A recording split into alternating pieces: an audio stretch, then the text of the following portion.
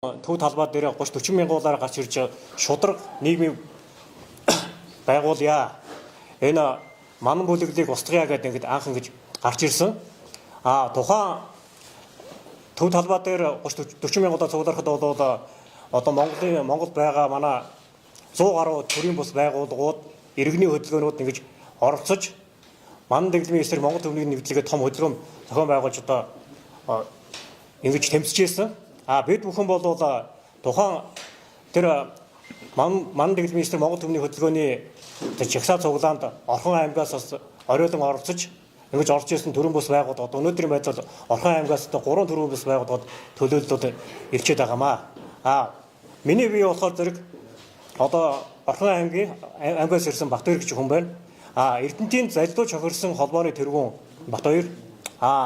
Эрдэнтийн залилуу чохирсон холбооны тэргүүний гүйц захирал Төвшинбаяр, Эрдэнтийн овооны анхдагч илгээт эзлэлийн холбооны тэргүүн Мөвтя.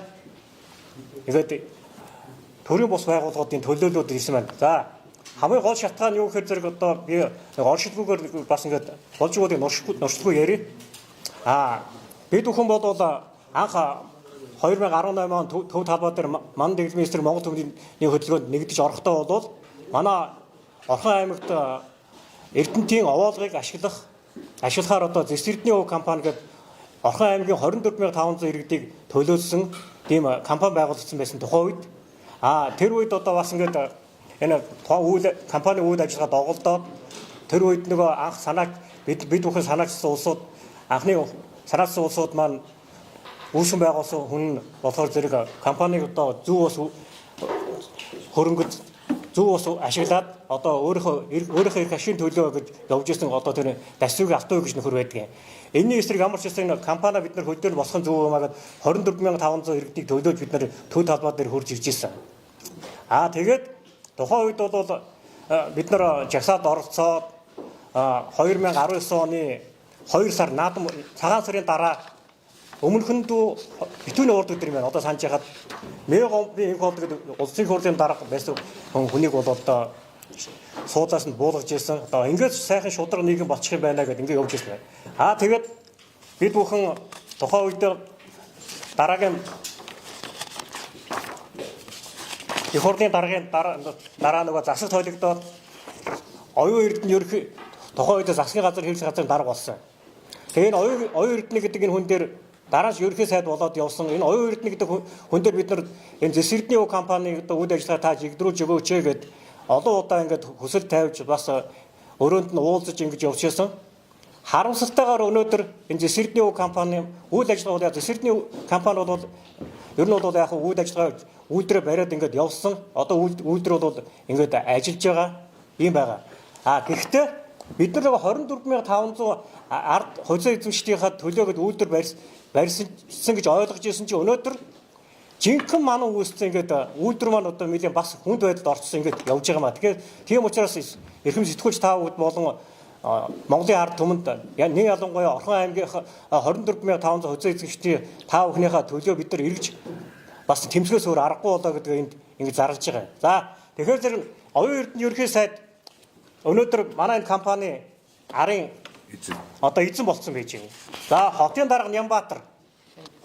Одоо энэ хотын дарга Нямбаатар бас манай компани арын эзэн болчихсон. Энэ байж байна. Энэ Хероватар Амун дараа гэдэг энэ хоёр хүн болоод яг энэ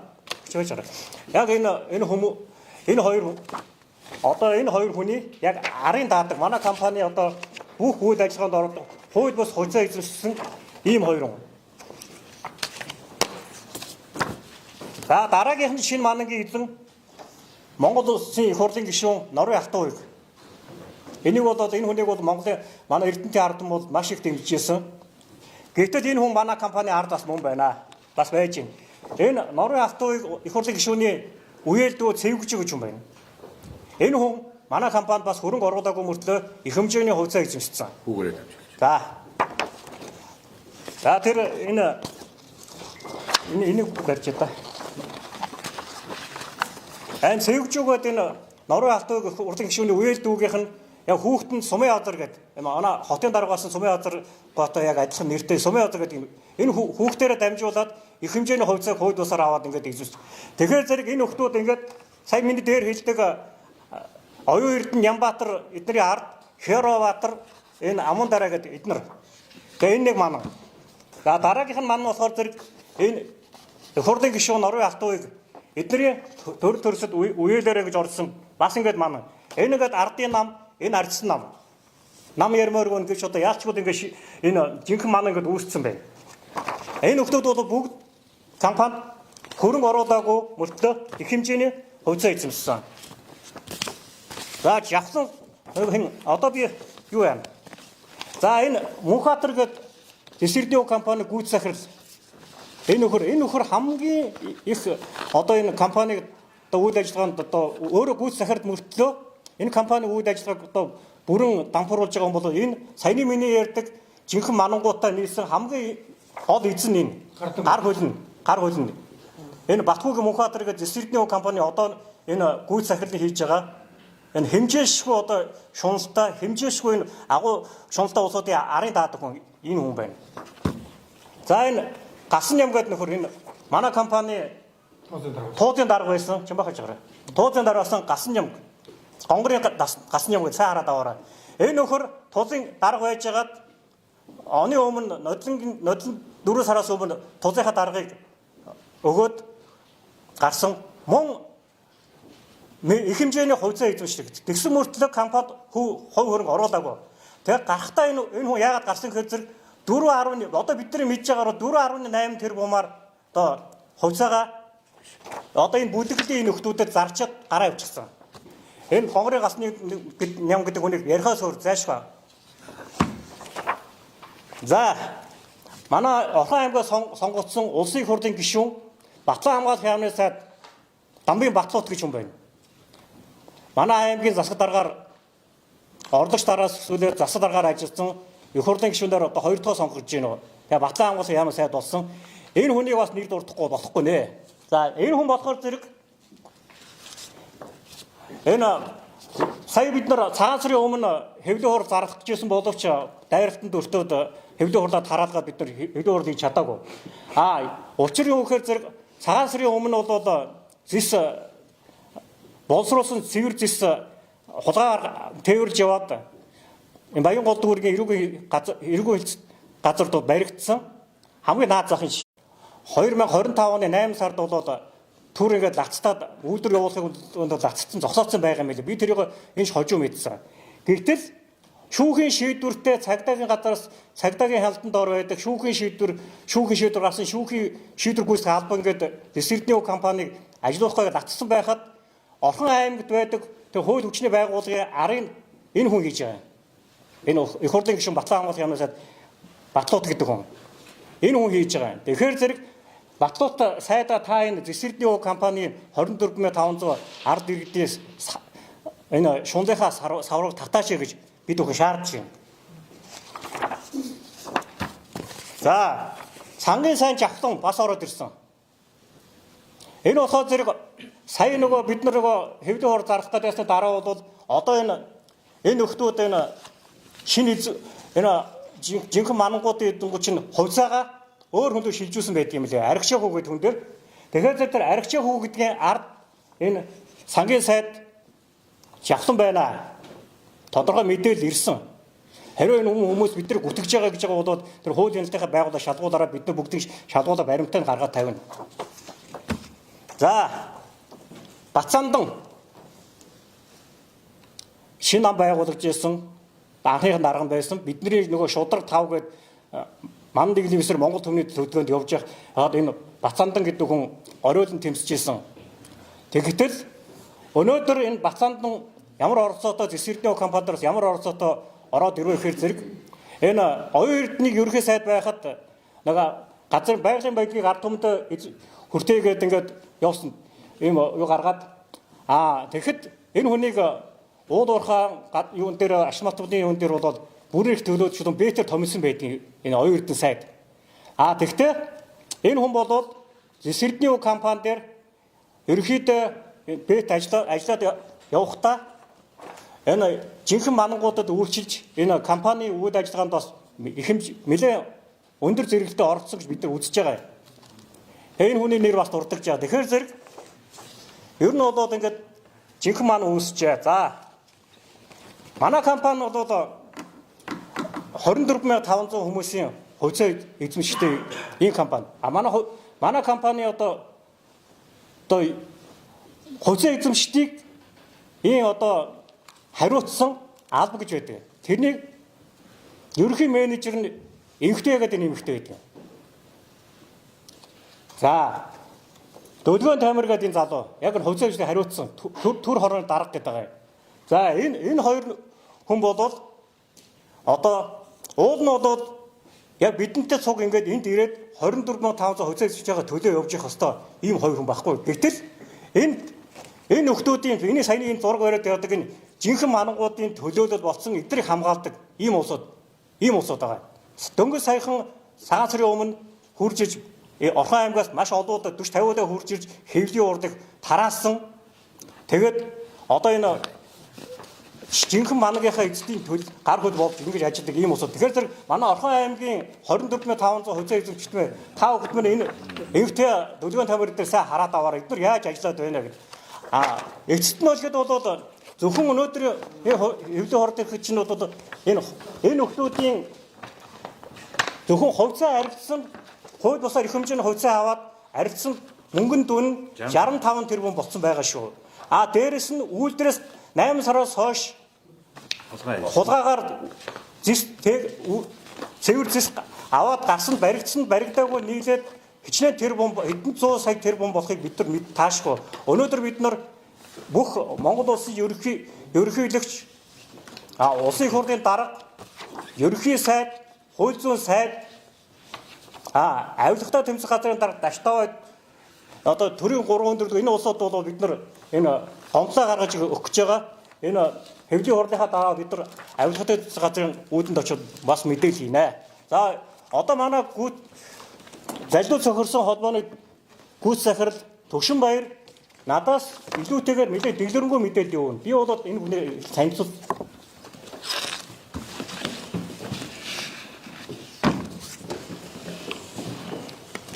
За сайн байна уу. Би энэ Жиширдний хөв компани талаар анханаас нь жоохон дэлгэрүү мэдээлэл өгч байна. Хизээ байгуулагдсан яасан компани байна. 2010 онд Жиширдний хөв компани байгуулагдсан. Тэр нь ямар зорилготой байгуулагдсан байг бол Эрдэнэтийн технологи таардгүй эсэлцэн хөдрийн овоолгыг ашиглах зорилготой 24,500 хүн нэгдэж 24,500 хувьцаа эзэмшигчтэй компани үйлдвэр барья гэж нэгдсэн. За нэгдээд явсаар байгаад 100% иргэдийн өмч компани 100% иргэдийнх байсан хувь нь. За ингээд цаашаа яваад 2015 онд Эрдэнэт үйлдвэртэй 8-12 дугаар овоолгыг 20 жилийн хугацаатай ашиглах гэрээ байгуулсан. Техник эдийн засгийн үндэслэлээ хийцэн. Ингээ бүх юм бэлэн болоод хөрөнгө оруулагчаа хайж исэн компани дээр Бүлэмон компани захирал Санчав гэдэг хүн орж ирсэн. За энэ хүн орж ирээд 16 онд юу гэсэн гэрээ хийсэн бэ гэвэл танаа үйлдвэрийг барьж өгөө түлхүүрийг чи хүлээлгэж өгөө. Танаа компани нийт хувьцааны 50% эзэмшиж гэж орж ирсэн. За тэгээ манай компани захирал тухайн үеийн удирдлагууд гэрээ хийгээд бид нар чинь баяр ёслолтын байдалтай сайхан гэрээ хийлээ. Энэ үйлдвэрийг бол өөрийнхөө хөрөнгөөр 100% хийгээд өгөх юм байна гэд. Ингээ энэ хүнийг Бүлэмон компани захирал Санчавыг жигтэйгээ сайхан хүлээж аваад ингэсэн чинь энэ хүн яасан бэ гэсэн чинь дараа нь 2 жилийн дараа манайх үйлдвэрээ барьж чадахгүй мөнгө байхгүй. Тийм учраас бид нар 8 тэрбум 200 сая төгрөг гаргачаад байна. Тэрийг танаад өөр болгож өгье гэсэн. Яагаад өөр болгож өгч байгаа юм бэ? Юу 8 тэрбум бэ гэсэн чинь 6.2 тэрбумаар Германы компаниар техник эдийн засгийн үндэслэл хийлгэсэн гин. Жиширдний хөв компани чинь өөрөө техник эдийн засгийн үндэслэлээ хятадын уул уурхайн компаниар хийлгчээд байхад нэмж техник эдийн засгийн үндэслэл 6.2 тэрбумаар хийлгэсэн гин. Тэрийг Израилийн мэрэгжлийн зөвлөлд батлуулсан уу гэсэн чинь батлуулаагүй нэг юм Герман хуудастай баахан цааснууд үзүүлсэн. За ингээд тэр хуудастай цаасыг нь бол ингээд шалгаад Герман хэлтэй өдөр яхад энэ хуучин Жиширдний хөв компани тэзүүг Герман хэлээр орчуулсан баахан цааснууд байж ингээд залилын хийж эхэлсэн. Тэгээд энэ 6 тэрбумынхаа хувьцаа эзэмшдгийг хуурж 6 тэрбумын өрөнд нь нийт Жиширдний хөв компани 70% нь энэ хүний мэдэлд очсон байдаг. Дөөгөр энэс эхэлсэн. Бүлэмон компани санджиж яваас. За энэ хүн ингээд ямар ч хөрөнгө гаргуулаагүй заллин хийж худлаа гэрээ хийснийхаа хүчин 70 Жишэрдний хөв компани хувьцааны 70% иргэд нөгөө 24,500 чи 30% үлдсэн. За тэгээд ингэ байж исэн чинь ийм нэг хүн энэ хоёр хүн гарч ирсэн. Гасан юм Мөнхбаатар гэдэг хоёр хүн. Санч яваас хувьцааг нь бид нар худалдаж авсан хүмүүс байна гэдэг. За энэ гасан юм нь бидэрт өөрийгөө юу гэж танилцуулсан байггүй Алтуу Норвегийн Алтуу уягийг ерөнхий сайд байхад зөвлөхөөр нь ажиллаж исэн гэж ингэж танилцуулсан хүн орж ирсэн. За бид нар судлаад үзсэн чи энэ хоёр хүн Санчав гэдэг хүнээс 18 тэрбум төгрөгөөр хувьцааг чи худалдаж авна гэж гэрээ хийгээд хувьцааг шилжүүлж аваад эргээд санч авдны өөрт нь барьцаанд тавиад хувьцааг нь тэгээд дараа нь мөнгөний өгнө гэд ингээд шилжүүлээд ороод ирсэн 70% эзэд болоод ороод ирсэн энэ хоёр. За тэгээд энэ хоёр ингээд явж байгаад хөрөнгө оруулагч ороод BAT гэдэг компани оруулж ирээд хөрөнгө оруулагчаар ингээд үйлдвэрээ барьсан. Үйлдвэр барихдаа тухайн үеийн ханшнаас 3-4 дахин илүү өсгөж одоо зардлыг өсгөж ингэж барьсан байдаг. За тэр мөнгнөөсөө тэр ловирдсан мөнгнөөсөө энэ хүнд мөнгөний нөгөөд 18 тэрбумын нөгөөд тэгээд 100%-ийнхаа тэр бүрэн хувьцаа эзэмшигчэр болсон. За энэ хувьцаага дараа нь жинхэнэ цаад эзэдүүдтэй хуваарлаж эхэлсэн. Дараа нь. За яаж хуваарлсан байггүй энэ хүн ерөнхий сайд оюун эрдэнэ Улаанбаатар хотын захирагч Нямбаатар нар Хэрбаатар энэ Амундра нарын төлөөллөөрөө Занарын Аманы гэдэг компани байгуулж Улуумаа металлын эзэм компани хувьцаа эзэмшиж болж орж ирсэн. Тэгээ 70% эзэмшдэг. Занарын Аманыгийнхаа нэр ямар хүн дээр авсан бэ гэвэл Тэлмэн гэдэг энэ Хэрбаатар хин Амундра хоёрын өмнөөс гүйдэг өөрийн төлөөний нэг залууг оруулж ирж тэгээд эзэмшиж болсон. За энэний цаана дахиж нэг хүн орж ирсэн. Энэ Норвегийн Алтуу уяг гэдэг хүний үеэлдүү Цэвгжөв гэж. Энэ хүн болохоор яадаг хүн бэ гэхээр ачит их компаниг Норвегийн Алтуу уяг элбэг дөрчтэй хамт эдий гэсэн юм шиг байгаа. Тэнгүүд нь энэ дүүгээ оруулсан чинь дүүг нь хөөгөө явуулсан юм шиг байгаа. Тэгээд нэг телевизээр ярилцаад байдаг. Тэгээд элбэг дөржөөсөө хуваалцаж идэж чадахгүй болохоор энэ ард иргэдийн 24,500 хувьцаа эзэмшдэг компаниг идэх гэж орж ирсэн. Энэ хүүгээрээ дамжуулж. Энэ Цэвгжөвийн хүүн энэ Сумын Озер гэдэг. Бас нэг төгрөг оруулаагүй байж хувьцаа эзэмшиж болоод ороод ирсэн. Манай үйлдвэрт нэг төгрөгний хөрөнгө оруулаагүй үйлдвэр ярихад нэг төгрөгний ч мөнгө гаргаагүй хүмүүс одоо ингэ эздүүд болцоод байна. Тэгээд эздүүд болчоод энэ бүгдийг бол бид нар жинхэнэ манан байна гэж ойлгоод байгаа. Яагаад жинхэнэ манан байна гэхээр бид нар 2018-19 онд манан дэглэмийн эсрэг Монгол төмний нэгдлгээд одоо оюун эрдэнэ Нямбаатар энэ Бацаандан эдгээр төлөөлөлтөй хамт толгойд улсын төлөөлөлтөй хамт энэ Монгол улс сайхан болох юм байна, манангаас салах юм байна гэсэн чинь энэ манангууд өөрсдөө дандаа дарга боллоо. Ерөнхий сайд боллоо, хууль зүйн сайд боллоо, Улаанбаатар хотын дарга боллоо. Тэгээд одоо зарим нь энэ хүн бол одоо элчин зөвлөх боллоо. Ирээд одоо бүрэн ихэд төлөөлөгч боллоо. Уул нөгөө ашиг томчмол хариуцсан одоо стратегийн орд хариуцсан. За энэ бүлэглэл зэсэрдний хувийг авахын тулд маш зохион байгуулалтад ажилласан. Яаж ажилласан бэ гэвэл оюун эрдэнэ нь засгийн газрын ерөнхий сайд өөрийн хамаарал бүхий энэ Бацаандан бүрэн ихэд төлөөлөгчөөр томилж жагаад нөгөө уул уурхайн компаниудтай гэрээ хэлцэл хийхийн нэрээр Зэсэрдний хувь компани 34%-ийг төр давахгүй гэсэн шийдвэр гаргаад амнаатаар тооцоолно гэсэн ийм шийдвэр гаргаад өөрсдийнхөө эрхийг хамгаалсан. Энд бол ямар ч төрийн эрх мэдэл хамгаалтгүй ард иргэд энд хохирохоор болж ингэж үлдэж байгаа. За энэ нөхдүүд нийлээд одоо яасан бэ гэхээр 2025 онд оны 4 сард 25 оны 4 сард төлөөлөө удирдах зөвлөлгүй болгоод хувьцаа эзэмшдийнхаа хурлыг хийхгүй төлөөлөө удирдах зөвлөлгүй болгоод бүх эрх мэдлийг энэ гүйцэтгэх захирал Мөнхбаатар гэдэг хүн авсан. Ерөөсөө бүх эрх мэдлийг аваад одоо тозын шийдвэргүйгээр өөрөө хариуцж явна гэдэг.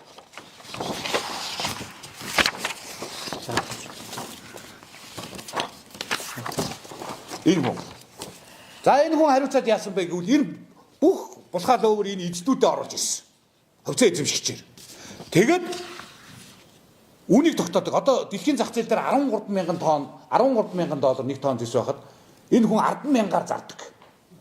А илүү гарсныг тэр цаад хуурамч гэрээ хийж өөрөө хувьдаа авдаг гэж бид нар хардж байгаа. Энэ бүлэглэлтэй авдаг. А хоёрдугаарт Жишэрдний өв компани үйлдвэрийг ажиллахгүй байгаа гэж иргэдэд мэдээлэн шөнө оройгоор нууцаар ажилуулан зис хулгаагаар зөөж ямар ч гарал үүслийн бичлэггүй энэ хотод орж ирж юу яадаг. Хятадууд бэлнээр зардаг. Бараа зарж байгаа юм шиг. За хятадууд нь цаашаа яаж хил гайлаар гаргаж ийн гэхээр бид нар бол энэ бүлэглэл туслаад хил гайлаар өөр баримт өөр бараа бүтээгдэхүүний бүрдүүлэлт хийгээд гаргаж ийн гэж бид нар хардж байгаа. Энэ зис атсан машины доорч ачаад гаргаж иж магадгүй. Энийний цаана зөвхөн нэг шөнийн баригдсан зис нь 80 тонн зис баригдахад тэр нь 4 тэрбум төгрөгийн үнэтэй зис хотод баригдчихэ. За энэ Эрдэнэтийн өөс ачсан машина зүү хараа, баруун хараа, хонгорын сангийн аж ахуй дээр хурж ирж өөр машин дээр дамжуулан ачиж төөрүүлдэг. Тэгээ энэ хотын энэ юуны тавчаа мовчоогоор бол саадгүй гаргахын энэ бүлэглэл нь хариуцдаг гэж бид нар ойлгож байгаа. Энэ тэгээд одоо 8 сараас хойш хичнээн тонн зис алдагдаж хичнээн сая долларын одоо иргэдийн өмч хөрөнгөд ингэж эзснийг бид нар болоо мэдэхгүй байна. За хоёрдугаарт энэ Ганс Энти гэдэг компани байдаг. 8А12 овоолгын хажуу талд 8А одоо Жишэрдний өв компани ашиглаж байгаа 8А овоолгын хажуу талд Ганс Энти гэдэг борооны ногоо уснаас зис ялгаруулдаг компани байдаг. Жилдээ 60 тонны босролт үйлдвэрлэл явуулдаг. Одоо 2 жилийн бид нар судалгааг нь авахад 24-25 онд бол 60 тонн зис үйлдвэрлэсэн байна. Энтэйг өгөхөд. За энийг Норвегийн алтан хуйг гэдэг хүн энэ бүлэглэл Норвегийн алтан хуйг гэдэг ерөнхий сайд энэ өөрийнхөө засгийн газрын үед татварын ерөнхий газраар дараагаар ажиллаж исэн Түнэрвийн Батмагна гэдэг хүнийг энэ хүний нэр дээр хөдөлж авсан байдаг. Ганс Энти гэдэг компани. За энэ Ганс Энти компаниг авч эдгэрт ямар зорилт дээр авж байгаа вэ гэх юм бол энэ гүйцэтгэх захирал Мөнхбаатар гэдэг хүн надад би одоо тухайн компани Жишэрдний өв компани төлөөлөл удирдах зөвлөлийн гишүүнээр ажиллаж исэн Төвшинбаяр гэдэг хүн л дээ. Тэгээд надад юу гэж хэлсэн бэ гэхээр энэ дээр Жишэрдний компаниас хөхрийн хүчтэй уус мал авчирж асгаад дээр нь 8А болов дээр шууд доор нь Ганс Энти дээр босруулаад авчиа. Одоо Жишэрдний өв компани овоолгын нь өрмийг энд шууд хамаад авчиг гэж. А хоёрдугаар тэр Жишэрдний өв компани чинь тусгай пилонкон дээр хүдэр шороогоо зөөж иж бороожуулж хөхрийн хүчлээр уусмалжуулж иж жишээ гаргадаг компани байхгүй юу? Тэгэхээр шууд газар дээр нь хөхрийн хүчил асгаж иж хөрсний бохирдол экологийн тэнцвэрт байдал алдагдуулж иж шууд гаргаж аавна гэж ярьж исэн. Тэрийгэ хэрэгжүүлээд энэ бэлдээд Ганс Энти гэдэг компани хөдөлтөд авцсан байна энэ. За хоёрдугаарт Ганс Энти гэдэг компани дээр дараа нь баригдах юм бол улгаан зэсэнд баригдах юм бол гарал үүслийн бичиг Ганс Энти компани үйлдвэрлэсэн зэс байна гэж гаргах төлөвлөгөөтэй. Ингээд энэ жинхэнэ манан бүлэглэл өөрийн төлөөний хүнээ Ганс Энти гэдэг компани худалдаж аваад энд одоо ингээд Түнэрвийн Батмагна гэдэг хүнээр ингээд дамжуулаад ингээд гараад ирсэн байна. За энэ бүлэглэлийн цаад зорилго нь болохоор энэ хин гүйцэтгэх захирал Мөнхбаатар гэдэг хүн надад ярьж байсан. 27 онд Норвегийн алтан хуйгийг ерөнхийлөгч болгоно. Өөрөө 28 онд Ачсан намаас нэр дэвшиж улсын их хурлын гишүүн болно. 28 онд Ачсан нам ялаад би ерөнхий сайд болно гэд тохироогоо хийцэн гэд халамжуудаа надад ярьж ирсэн. Гэхдээ ингэж төрийн эрх мэдлийг ард иргэдийн өмч хөрөнгийг булааж авлаа. Дараа нь төрийн эрх мэдлийг ингээд шууд ингээд хэдэн жилийн өмнөөс ингээд шууд яриад ингээд тохирчдөг юм биш үү? Эдгээр чинь болж байгаа юм энэ манай бүлэглэл. Энэ ялангуяа энэ хамгийн том гүйцэтгэгч энэ Батхуугийн Мөнхбаатар гэдэг одоо энэ манай бүлэглэлийн жинхэнэ гардан гүйцэтгэгч энэ хүн. Энэ хүний ард энэ Орхон аймгаас сонгогдсон Батлан хамгааллын сайд Батлууд хамгаалж гин гэж байгаа. Бас энэ сангийн сайд Жавхлан гэдэг засгийн газрын гишүүн, улсын хурлын гишүүн бас хамгаалж гин гэсэн мэдээлэл ирж байна. За энд ард иргэдийг төлөөлөл юу яаж байна? Одоо ингээ хоцоо эзэмшигчдийн менежер гэж байдаг. 24500 хүнийхээ төлөө уг нь ажиллах ёстой менежер гэдэг байгаа. 24 менежер тэгээд ерөнхий менежер гэдэг дундаасаа сонгосон нэг хүнтэй. За энэ инхтуя гэдэг хүн 24500 хүнийг төлөөлсөн ерөнхий менежер. Тэгээд тузын гишүүнээр ажиллаж исэн хүн. Энэ нэг бүдүүн бор хүүхэн байгаа. За энэ хүүхэн болохоор юу гэж хэлдэг вэ гэхээр одоо бидний мэдээлэл хийхээр компанийнхаа эсрэг явж шүү. Юуг нь Facebook хаягийг блоклороо гэдэг өдөрт хэдэн зуугаар нь бид нар лөө репорт хийгээд эхнээс нь бидний Facebook-ыг устгаад эхэлсэн. Энэ хүн бол энэ бүлэглэлийн гар хөл болчихсон 24500 хүн 24 багийн менежерээсээ сонгогдоогүй гүйцэтгэх захиралгаа Мөнхбаатар нь томилчихсон ийм хүн байж байгаа. Энэ манан бүлэглэлийн төлөөлөгч болоод юу 24500 хоцоо эзэмшигч минь ээ. Энэ хүн та нарын бидний төлөө ажиллахгүй шүү. Ажиллахаа болсон шүү. Ер нь ажиллаж байгаагүй юм байлээ. Энэ төр хорооны дарга Дөлгөөн Тамир гэдэг хүн бас өөрийгөө төр хорооны дарга тавьчих. Ямар хизээ тэр хувьцаа эзэмшигчдийн төр хороо байгуулагдаад энэ хүнийг төр хорооны даргаар тавьчихсан юм бэ. Энэ хүн бол бас энэ манан бүлэглэлийн юмыг дэмжиж за энэний ард бол энэ хулгаан зэсний мөнгө угаагддаг гэдэг мэдээлэлүүд явж байна. Энэ хүн бол мал мах оруулж ирж Эрдэнэтэд мал мах болгож бэлэн мөнгөөр мал оруулж ирээд Эрдэнэтэд мал зардаг гин. Энэ болохоор том тэрэгнүүд эдгээр аваад энэ урд хятад нөхрөөрөө тэрэг том тэрэг нүүрс зөөлөгдөг гин. Ингээд зөндөө барид мэдээллүүд ирж байна. Тэгээд одоо энэс цааш одоо бид нар бол одоо ингээд авилгатай тэмцэх газар төрийн 3 өндөрлөгт хандъя. Урд нь энэ Санчав гэдэг хүний булхайг бид нар бас дэлгээд цагдаагаар 2 жил гарна хэрэтээ шалгуулад аргагүй ихэнд бид нар бол энэний ард нөгөө нэг оюун дайр гишүүн гэдэг улсын их хурлын гишүүн нөхөр ихнэр мэхнэр нь байсан. Энэ бүлэглийнхэн бас орж ирж исэн баг. Бидний юмыг бол яахаарахгүй одоо 3 шатны одоо прокуророор бүр ерөнхий прокурор хүртэл улсын ерөнхий прокурор гомдол гаргаад одоо хэрэг нь хаагдсан. Цаашаа явах газаргүй болсон. Одоо энэ манан бүлэглэл энэ манангийн эсрэг гэдэг өөрсдийгөө шудраг гэж ярьдаг манангийн эсрэг гэдэг тэр шудраг тэмцэгч гишүүд ерөнхий сайдууд чинь жинхэнэ манан байсан юм байна. Жинхэнэ манан гэдэг бид нар нэр өгöd байгаа. Хуурамч дүр өсгсөн жинхэнэ манангууд одоо хэрэг булхааны илрээд инхээр гадаад руу гараад цухтаа галга болдог. Энэ Хэрбаатар Амондроо эдэр нь гараад алга болсон гэж байна. Одоо энэ араасаа ингээд цухтаагаад алга болно эдэр. Алга болно.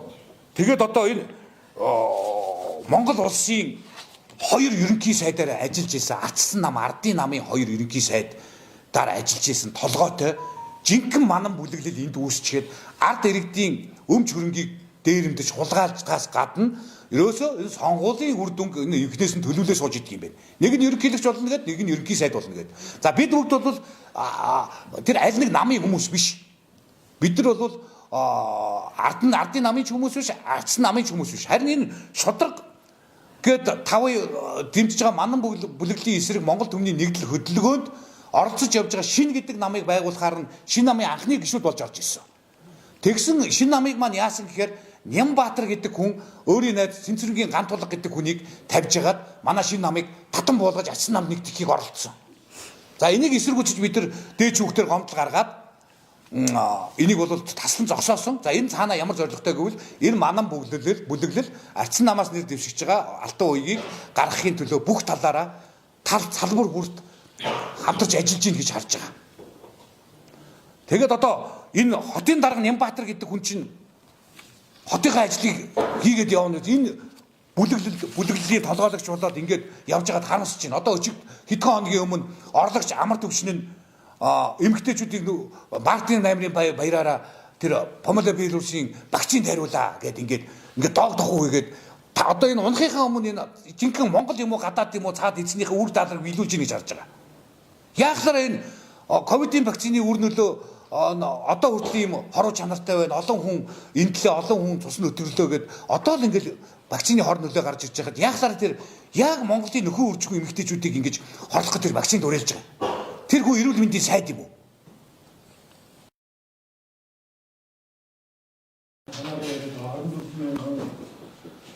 Иргэний хашиг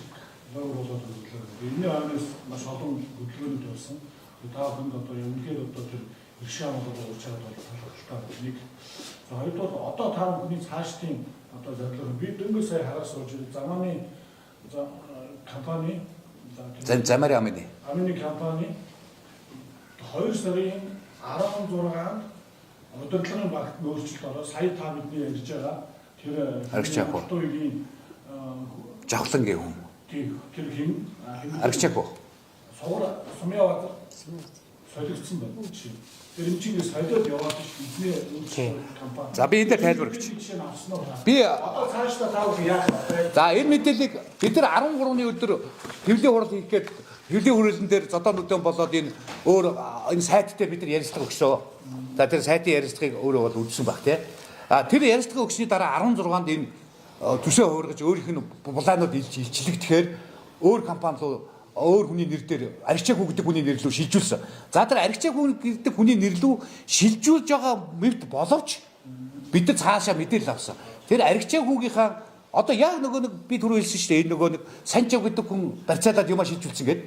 Яг тэр дээртэйхэн Аргачаагүй нь бас л нөгөө нэг сумын одар нь тэр юуг нь хувьцааг нь барьцаалаад Аргачаагүй дээр шилжүүлсэн. Зүгээр нэр л солигдож байгаа асуудал болохоос цаад манан бүлэглэл эзэд нь яг хэвээрээ байгаа. Тий. Одоо та бүхний шаардлага юу вэ? Одоо ингэж зүгээр яриад байх юм. Яах вэ? Гэхдээ бид нар одоо ингэж одоо л энэ бид нар урд нь бас явдггүй ш явсан гэдгээ тайлбарласан тийм ээ. Энэ Санжавын эсрэг энэ хууль бос 70% эзэмшлээ гэд 2 жил цагдаагаар одоо бүр гутлынхаа уулыг илэгдэлж явж байгаад бүр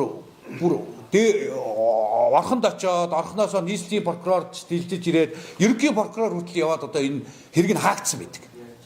Тэгээ цаашаа бид нар цагдаад прокурор томлыг гарах эрх байхгүй болоод ингээд зогссон. Одоо энэ дээр бол бид нар дахиад ихнээс нь яв.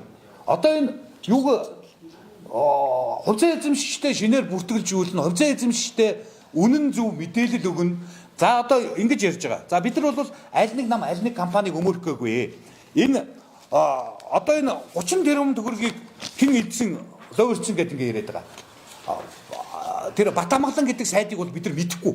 Баяр гэдэг дүү нь болохоор энд бол хөрөнгө оруулагч, хөрөнгө оруулалтын захирлаар энэ Мөнхбаатар гэдэг хүн миний 10 жилийн найзаа гэж өөрөө дагуулж авч ирж байсан. Энэ найз манай хөрөнгө оруулалт гинэ гэж одоо туцтай танилцуулж орж ирсэн хүн шүү энэ.